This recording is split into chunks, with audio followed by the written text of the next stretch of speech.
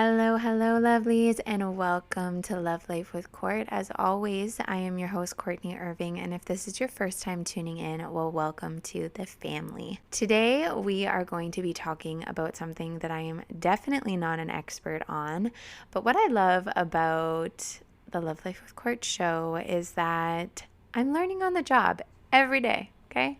Every day I'm learning on the job here. And what is great is that I learn new things and I'm able to share it with you. And that was the whole purpose of starting the LLWC podcast, which is to not gatekeep these amazing aha moments that I'm having all the time. And today's is going to be about being in the moment and not just practicing being in the moment, but also incorporating that with the concept of manifestation. So I recently had my parents come and visit over the weekend, and it was so perfect. It was peaceful. It was everything that I'm always manifesting and claiming when it comes to familial bonds. It was just great vibes. Throughout the whole time, everyone was happy. We were laughing. There was no rush to be anywhere or do anything. But even though everything externally was amazing, I caught myself, and I think this is something that I've always done, and possibly this happens to you as well, not being in the moment whatsoever by any means. I was continuously thinking, what are ways that I can make this better? Or what do we do after this to ensure no one gets bored? Or what should I cook? What should I clean? Should I clean the house so that no one feels overstimulated by the clutter? Like, it just kept going on and on and on. And I could not shut this off at the beginning of the weekend. And I was just thinking, like, Courtney, be in the moment. And this had me thinking about how many people, including myself, have this difficulty with living in the moment and being present. And this is such a common quality among people that Thrive Global has suggested that nearly 47% of our waking hours each day, that's almost 50%, we spend thinking about something other than what we're doing. That means half of our life, essentially, we are not in the moment. We are not present. Now, I feel the need to reiterate that 50% of our beautiful, experience-worthy life, we are not in the moment. We are not present. We are not enjoying our amazing, beautiful life that we are meant to be enjoying. So it dawned on me that I need to figure out some ways to be in the moment and share this with others so that we can all collectively be on this beautiful law of attraction manifestation journey and be in the moment, embrace our life for every moment we have. So what I did is I did some research. Your girl opened up her MacBook and I read articles, I listened to TED Talks, and I filtered things that stuck with me that I want to share with you.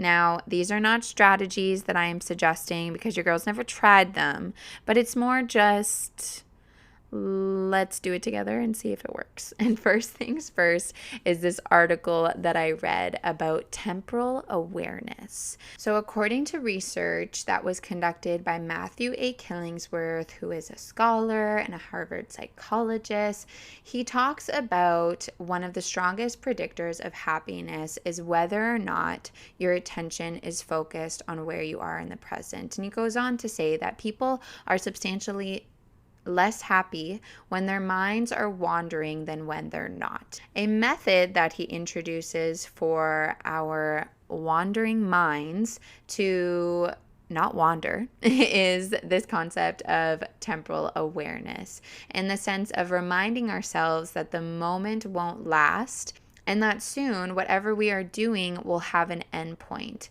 So he goes on to say that being aware that something is fleeting or soon to not be accessible to us, like an experience or a meal or a trip that we're going on, it tends to increase our enjoyment of it.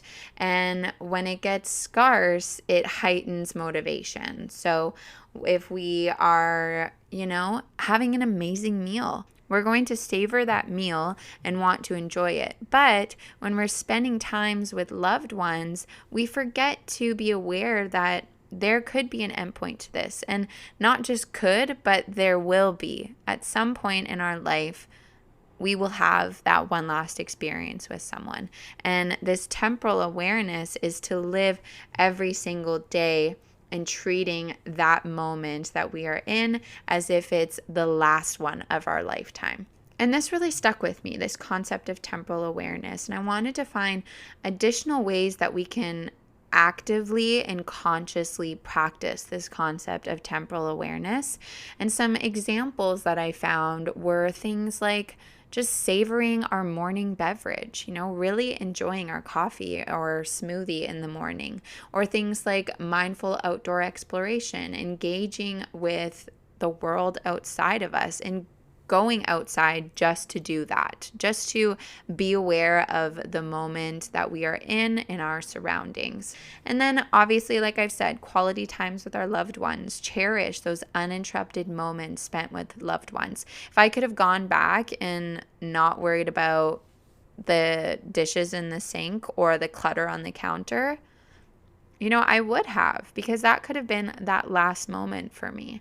And what I hope, my intentions for this episode, is that it makes you more aware of these experiences that we lose out on, that we are not living fully because we are concerned about something that doesn't even matter in that moment. So my intentions for this episode is to remind you that there are so many moments that we do things that we can do 10 times over, and we forget that there's that one moment that can never be redone. Tying in with the significance of temporal awareness and living each moment of your life as if it's your last one. I know that's such a cliche, so I wanted to dig deeper into the importance of manifesting in relation into being present in the moment.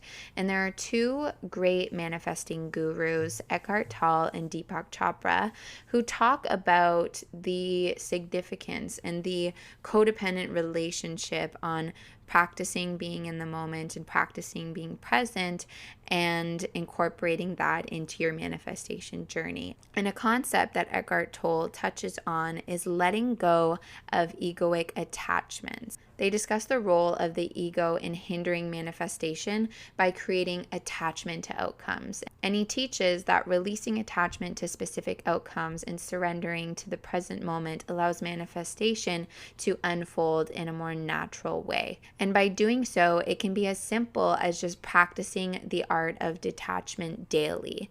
So starting small by consciously letting go of one attachment each day, whether it's a material possession, a desire for validation, or a feel of failure, and embracing the discomfort that comes with releasing attachments and knowing that true liberation awaits on the other side.